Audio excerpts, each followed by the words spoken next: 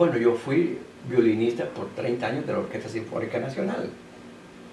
También fui el primer director y fundador de la Orquesta Sinfónica Juvenil de El Salvador.